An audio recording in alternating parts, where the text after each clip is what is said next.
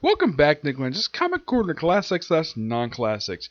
This is episode number 1107, Doubleshot 1001. Yep, past 1000 double shots. First, we have a Batman trade and a Wonder Woman trade. First up is the Batman trade. It is Batman Knightquest-The Crusade, Volume 2. This has issues Detective Comics 671 and 675, Batman Shadow of the Bat 24 to 28, Batman 505 to 508, and Showcase 94, number 7. Now, like with the other trades, this has a specific order, basically how the trade presents it. First off, they have issues 671 and 673 of Detective Comics. It's Batman 24, Batman 505, it's Shadow of the Bat 25, and then Batman 506, 507. Then it's Shadow of the Bat 26, 27. Showcase 94, number 7.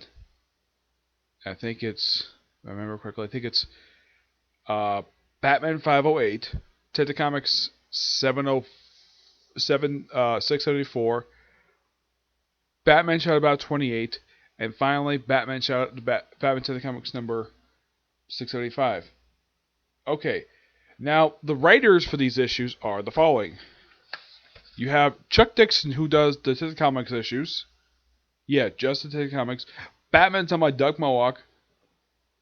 Shadow of the Bat's done by Alan Grant, who was the regular writer of the book at that point. And the Showcase issue was done by Peter David. The artwork in the interior is done by Graham Nolan, who I think does the Detective Comics issues. Jim Bell, I think, does Batman. You have Vince Guarino, Mike Manley, Brett Breeves, which I was not really a big fan of his art style, Pig Craig Russell, and that's it. The cover art here, which is also from the Detective Comics 675, is done by Kelly Jones and Alec Pesquia. Yes. Now, the stories for these issues that we published here. 671 673 is a three-parter where the John Paul Valley Batman takes on the Joker, who wants to make a movie about killing Batman. Heck, they even have a stand-in for Cisco and Eber in here. Because of this movie. Why not? And of course Joker pokes fun at the thing about how Cisco and Ebert don't agree on everything, which is indeed true. It's an interesting little story, and this is also the Joker's first time he's seen this Batman. Of course, he's used to basically the regular Batman. He's never seen this one. Nope, never has. Now, as for some of the other issues, like 26, 27 of Shadow of the Bat, that's a two-parter featuring the John Bob Valley taking on Batman taking on Clayface III and Lady Clayface. It's a two-part, kind of like a love story for them, where they basically become a couple and they have a child together. By the way, the couple's name, the name of the child, Cassius Clay, which is named after, in case you're wondering where that name came from, that was Muhammad Ali's original name before he legally changed to Muhammad Ali. Cassius Clay. The whole point of the name was to play on Muhammad Ali's real name. Named Clay because, well, the Clayface family, obviously. Yeah, Clayface, now in case you're wondering where these two came from, Clayface III showed up back in the 1970s. In, I think it was an issue of Batman, I don't remember who created him. But as for Lady Clayface, she showed up in issue of The Outsiders of all things. In issue 21, she's a creation of Mike W. Burr. Though she's not one of his well-known creations, but because when people think of Mike W. Burr and his creations for DC, what do people generally think of? They think of Katana, of course The Outsiders, Geoforce, well, a lot of characters.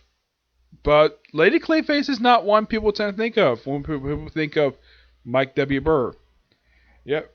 Heck, 24 is basically called, the Shadow Bat's called Rosemary's Baby, which is a nod to the film Rosemary's Baby. I have seen the original film. It is an odd film to watch. Yeah, where a woman basically passes out after having ice cream. Yeah, it's a very weird movie.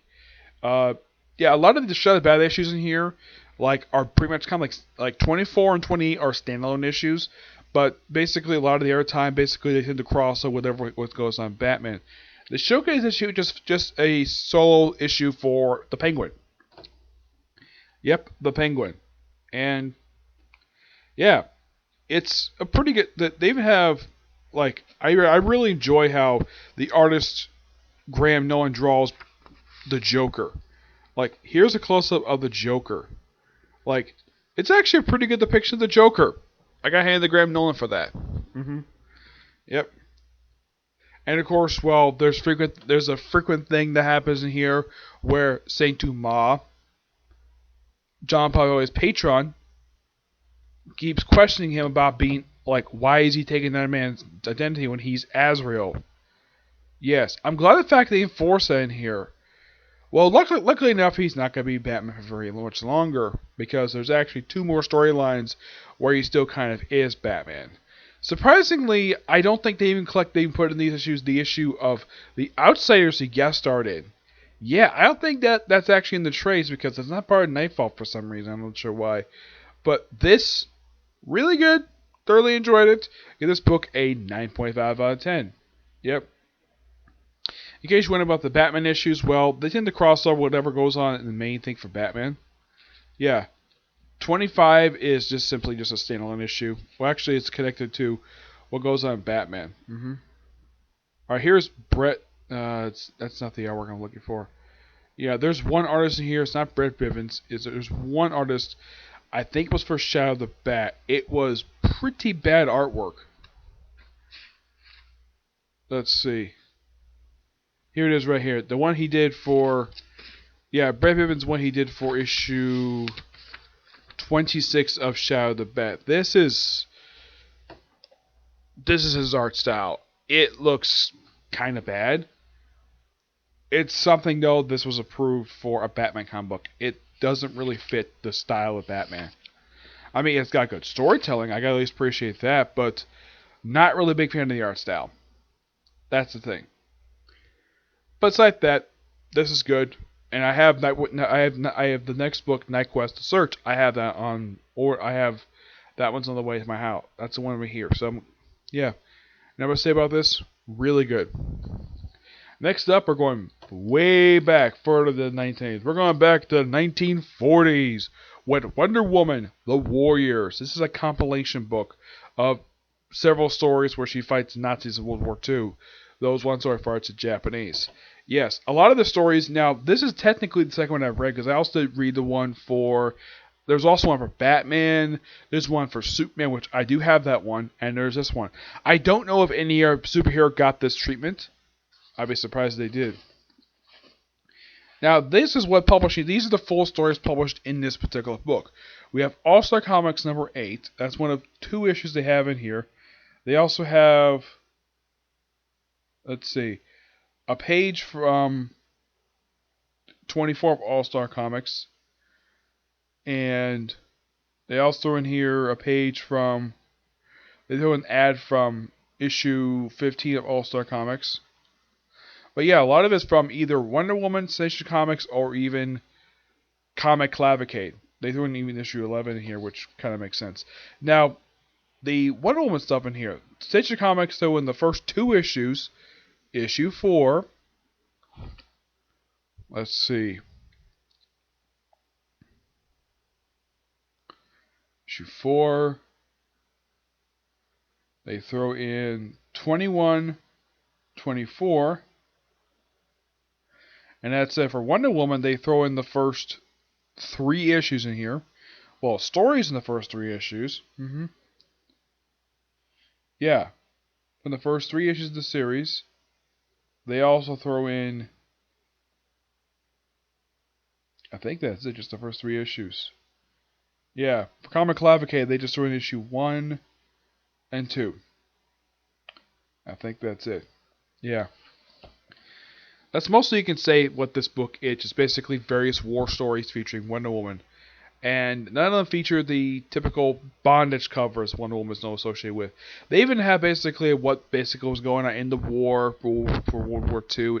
When they finish up a particular year where they finish this stories they want to put in here.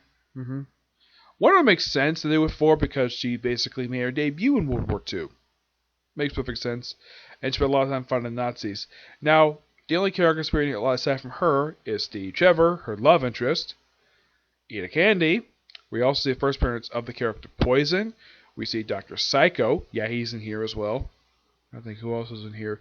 Oh yeah, the Baroness. which I just saw her return in a recent issue of Wonder Woman that came out this week. Yeah, they brought back the Baroness. Now, you're thinking, the Baroness, you mean the character from G.I. Joe? No, I'm talking about Baroness Paula from DC Comics, the one maybe back in the 40s. Yeah, this book has her first appearance in here. Yeah, those of you with Dr. Poison, you are thinking, wait, you mean the villain from the first Wonder Woman movie? Yeah, and she also did appear in the Merit Defense run. Yeah, this is the first version of the character. Yep. This book is pretty good. I thoroughly enjoy it. Still got one more book left to review for this, and that's it for War Years. Yeah, I was originally not really going to get this because I thought, well, it didn't look like a typical trade paperback, but it kind of is. But it doesn't collect everything. Mostly, a lot of it just aside from various stories in here and various like explanations of like basically years, we have various covers in here for these following comic books. We have the cover for issue 2. Like basically, we have like they say it's like, oh, we have this particular comic in here, but just the cover, like issue 11 Wonder Woman, issue 7, Sage of Comics number 20, mostly put just basic covers featuring Wonder Woman doing war stuff. Yeah. I'm going to get this book basically for what it is. I want to be nice to it. I'm going to get this book roughly a 9 out of 10. It's not much to write home about. The only people I recommend this to if you're fans of old school Wonder Woman. Yeah, not the current stuff. I'm talking about the original Golden Age stuff. If you're a fan of that, you would probably like this, but I would probably not get it if you're a regular Wonder Woman fan. Yeah, but it's an okay book for what it is. Yeah, so I got one more book left to review because I think I have reviewed the Batman one. That one I thoroughly enjoyed. This one I did not enjoy because the thing is, when it comes to Wonder Woman, I'm not really a big fan of her Golden Age stuff at all. I think it's just okay. I like some of the war stuff, it's fine. But a lot of it is okay. I mean, the only other character I thought was really good in the Golden Age was Superman. Yeah, his stories are fantastic. I love his stories. I'm not all a big fan of the classic Wonder Woman stuff. I mean, I think the Silver Age is where she really got her stride. Though, I thought it was kind of stupid they kind of dropped the Rogues Gallery for a long period of time. Yes. That was kind of the strange thing about Wonder Woman. It's like, by the time World War II wrapped up, we dropped all of our villains, featured none of them until 1980s. Yeah. Don't know why, but they did. Oh yeah, then we have the Duke of Deception, who is a Wonder Woman. He pops in here as well. Yeah. Oh, in case you're wondering, does a Cheetah pop up in here? No, she doesn't. She's like the only classic Wonder Woman who doesn't. And then you're probably thinking, wait, the Cheetah? You mean Barbara Ann Minerva, the most traditional one? No. And first of which, Barbara Ann Minerva was not the original Cheetah. There was one who predated her, which she actually met her during a crossover with the Flash. Oh, in case you wonder what happened to her, I think her name was Doris. I don't remember her name, but the original Cheetah, yeah, Barbara Ann Minerva killed her, along with the male Cheetah. Yeah, my guess is the reason why that Greg Rucka, one thing he did, I think a lot of people liked, was he killed off the male Cheetah, which I think was very popular with a lot of people. Yeah. Oh, and in case you're wondering about the New 52 one, the one appeared in the current continuity, she apparently took all the aliases. They took all the other Cheetahs. They stuck with Barbara Ann Minerva, who is the traditional one that people tend to think of, and they have the other ones be like alternate aliases that she has assumed over the years. But Barbara Ann Minerva is her true name. Yep. And she's had two different designs over the years. They have the one design in the current continuity. One is from Tony S. Daniel, the one that popped up in the Secret Origin of Cheetah, which she had that look up until Liam Sharp redesigned her for the Wonder Woman run, which she still has the look to this very day. She's had that look now for about 4 years, which I don't mind her look. They're both really good looks for her because, yeah. But not much else to say about this. So yeah, that's it for this particular review. I have 2 more videos I'm going to do right now. There are reviews for Black Clover and Baruto. Okay? See you next video. Bye.